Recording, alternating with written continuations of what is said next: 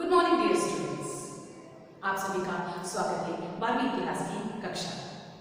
आज हम पढ़ने वाले हैं अध्याय 6 भक्ति सूफी परंपराएं का दूसरा भाग। इससे पूर्व हमने पढ़ा पिछले भाग में धार्मिक विश्वासों में बदलाव, धार्मिक विकास की प्रक्रियाएं, धार्मिक संप्रदाय जैसे अलवार, नैनार, वीरशैव, लिंगायत आदि के बारे में हमने जानकारी प्राप्त करी। आज हम पढ़ने वाले हैं इसका दूसरा भाग, उत्तरी भारत में भक्ति आंदोलन का विषय। इससे पूर्व हम जान लेते हैं कि भक्ति आंदोलन के उदय होने की पूर्व की स्थितियां परिस्थितियां किस प्रकार की थी, उसके बारे में जानते हैं। तो हम जानते हैं उत्तरी भारत में धार्मिक उफान। भक्ति आंदोलन के उदय के पूर्व भारत में इस्लाम धर्म का आगमन हो गया था और मुस्लिम शासकों द्वारा इस्लाम को स्थापित कर दिया गया। हिंदू धर्म में आडंबरों की बढ़ोतरी हो रही थी। इन्हीं परिस्थितियों में, इन्हीं स्थितियों में जो है भक्ति आंदोलन का उदय हुआ।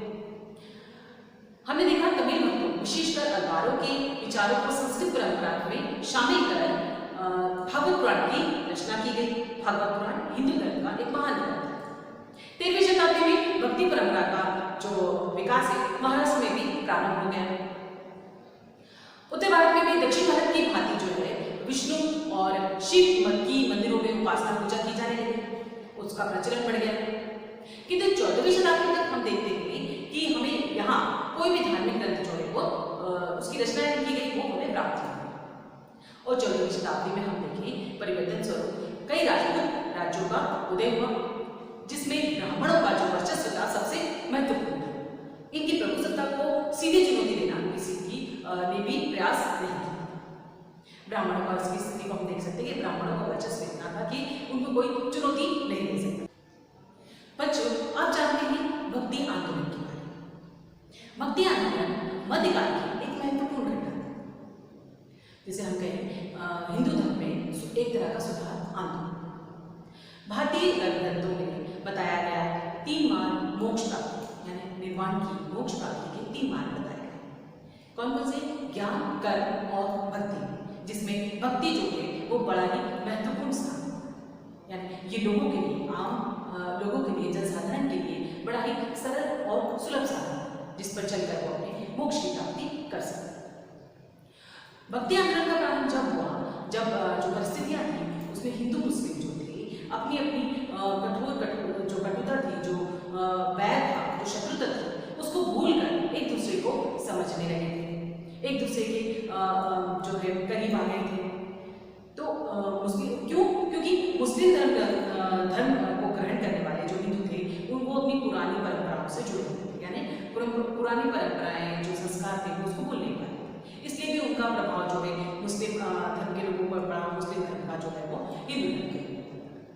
वहीं मुस्लिम जो फकीर सूफी संत जो थे और हिंदू योगी संत जो थे, दोनों ने मिलकर जो है इनके मध्य यानी मुस्लिम और हिंदुओं के मध्य जो है एकता स्थापित करने का प्रयास किया। उदारता, सहिष्णुता और मैत्री भाव जो है दूसरे के बीच में जो है पनपने लगे। आप जानते हैं भक्ति आंदोलन के कारण, भक्ति आंदोलन के क्या कारण हैं? कई कारण हैं। हिंदू धर्म में व्याप्त कुरीतियां, पहला कारण है हिंदू धर्म में व्याप्त कुरीतियां। हिंदू धर्म में व्याप्त जो थी वर्ण व्यवस्था, वर्ण व्यवस्था बच्चों में आपको बता चुकी हूँ। 4 वर्ण थे, ब्राह्मण, क्षत्रिय, वैश्य और शूद्र, जिसमें सबसे उच्च स्थिति थी ब्राह्मण वर्ग और शूद्र जो था उसकी निम्न स्थिति, यानी शूद्र जो थे उपरोक्त 3 यानी ब्राह्मण, वैश्य और क्षत्रिय जो वर्ग थे उनकी सेवा कार्य का काम करते थे, उनकी सेवा करते थे और उनकी स्थिति अच्छी नहीं थी। और जो थे ब्राह्मणों का प्रभुत्व था और शूद्रों को अन्य वर्गों की तरह जो है सेवा कार्य करना पड़ता था, उनको कोई सामाजिक अधिकार भी नहीं थे। तो यह सामाजिकता जो थी वो व्याप्त थी। वहीं मध्य युग में देखें तो हिंदू धर्म ने अपनी प्रतिष्ठा जो थी वो पूरी तरह से खो दी थी।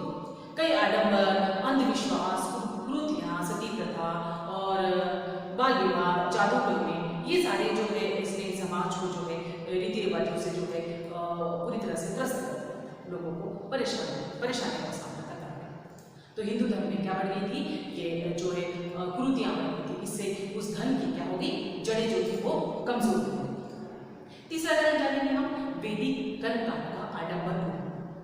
वैदिक कर्मकांड जो थे वो बहुत ही आडंबर। इसमें जो है ईश्वर की उपासना और आशीर्वाद प्राप्त करने के भी यज्ञ का प्रावधान था और जिसे सिर्फ धनी और शासक वर्ग ही कर पाते थे। यानी उसे जो निम्न वर्ग के जो लोग थे वो उसे कर पाना, जो गरीब थे, निर्धन थे, उनके लिए ये कर पाना बड़ा ही मुश्किल होता था। और इसे कौन कर पाता था? सिर्फ जो थे धनी और शासक वर्ग ही इन जो वैदिक कर्मकांड थे उनको करते थे। तीसरा कारण हम देखते हैं तो इस्लाम धर्म का आगमन। भारत में इस्लाम धर्म का आगमन हो गया था और जो मुस्लिम शासक थे उन्हें शरिया के अनुसार जो है शासन करना होता था और साथ ही साथ मुस्लिम धर्म का प्रसार करना था, वो उनके लिए आवश्यक था, महत्वपूर्ण। तो उन्होंने किसका सहारा लिया? शक्ति का जो है तलवार का सहारा लिया और हिंदुओं पर जजिया कर, तीर्थ कर, कई ऐसे अनावश्यक कर जो है वो लगा दिए और मूर्तियों और मंदिरों को खंडित कर दिया, तोड़ दिया, जिससे क्या हुआ? हिंदू धर्म के जो लोग थे वो मंदिरों में जाकर पूजा कर नहीं पाते थे, तो उन्होंने कौन सा मार्ग चुना? भक्ति मार्ग चुना। भक्ति मार्ग के माध्यम से ईश्वर की जो है उपासना की और मोक्ष प्राप्ति करने का एक मार्ग चुना। चौथा हम देखते हैं महान सूफी संतों, समाज सुधारकों का जो है प्रभाव। समानता की भावना से जो है जो सूफी संतों ने समाज में जब सुधार किया तो एक उनका जो बेसिक आधार था सामाजिक समानता। तो जहां असमानता व्याप्त थी वहां लोग जो है समानता की ओर आकृष्ट हुए, यानी इनके जो विचार थे उनकी ओर आकृष्ट हुए, यानी हम कहें भक्ति आंदोलन की ओर प्रेरित हुए। तो यही जो है भक्ति आंदोलन के लिए आकर्षण का कारण बना और कई ख्वाजा मोइनुद्दीन चिश्ती हम देखते हैं, बाबा फरीदुद्दीन और गेसुतरास, कई जो थे मलिक मोहम्मद जायसी, इस सूफी संतों ने जो है प्रेम का प्रसार प्रचार किया, यानी प्रेम के माध्यम से जो है ईश्वर की प्राप्ति का मार्ग बताया, मोक्ष की प्राप्ति का मार्ग बताया। तो इस तरह से और अगर हम देखें हिंदू धर्म में भी देखें तो स्वामी शंकराचार्य, रामानुजाचार्य, चैतन्य महाप्रभु, कबीर, नानक आदि महान धर्म समाज सुधारकों ने भी जो है महत्वपूर्ण भूमिका अदा की इस भक्ति आंदोलन में और भक्ति आंदोलन को नई दिशा और गति जो है वो सहारा से देखेंगे, बल प्राप्त होगा। जो अब जानेंगे हम भक्ति आंदोलन के सिद्धांत। किन सिद्धांतों के आधार पर भक्ति आंदोलन के प्रमुख संतों ने लोगों को निर्देशित किया, प्रेरित किया भक्ति आंदोलन की? सबसे पहला सिद्धांत एकेश्वरवाद। एकेश्वरवाद मतलब एक ईश्वर में विश्वास। भक्ति आंदोलन के सभी संतों ने ईश्वर की एकता तथा भक्ति पर बल दिया। उनके अनुसार ईश्वर एक है और वही सर्वशक्तिमान है, सर्वव्यापक है तथा सर्वज्ञ है। इनमें से प्रमुख महत्वपूर्ण नाम जो है कबीर और गुरु नानक जी ने इस विचारधारा को इस विचारधारा में सबसे अधिक बल दिया। अगला सिद्धांत है गुरु परंपरा, यानी गुरु का महत्व, गुरु परंपरा का प्रारंभ। भक्ति आंदोलन के संतों ने गुरु को ज्ञान प्राप्ति का प्रमुख साधन बताया। गुरु नानक ने भी जो है सर्वप्रथम गुरु परंपरा यानी गुरु भक्ति परंपरा का प्रारंभ किया और इन संतों ने जो है गुरु को ईश्वर के समान और कहीं कहीं तो ईश्वर से भी अधिक जो है वो श्रेष्ठ बताया। अगला सिद्धांत है ईश्वर भक्ति पर बल।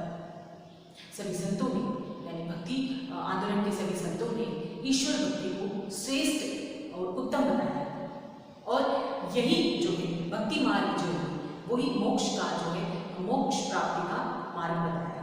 यानी भक्ति के माध्यम से ईश्वर का जो है आप ईश्वर की भक्ति करते रहेंगे तो आपको क्या प्राप्त होगा?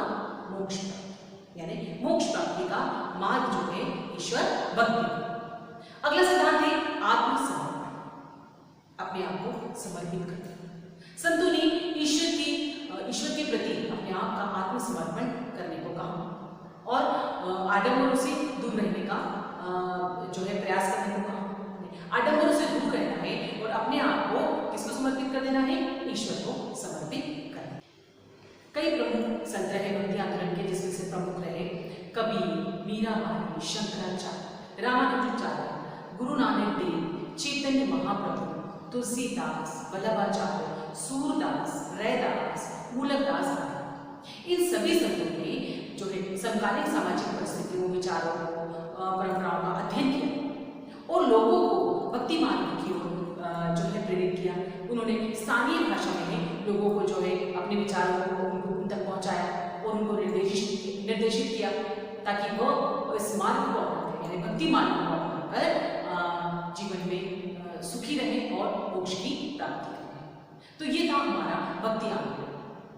तो बच्चों, आज हमारे अध्याय 6 का दूसरा भाग यही समाप्त होता है। आगे की जानकारी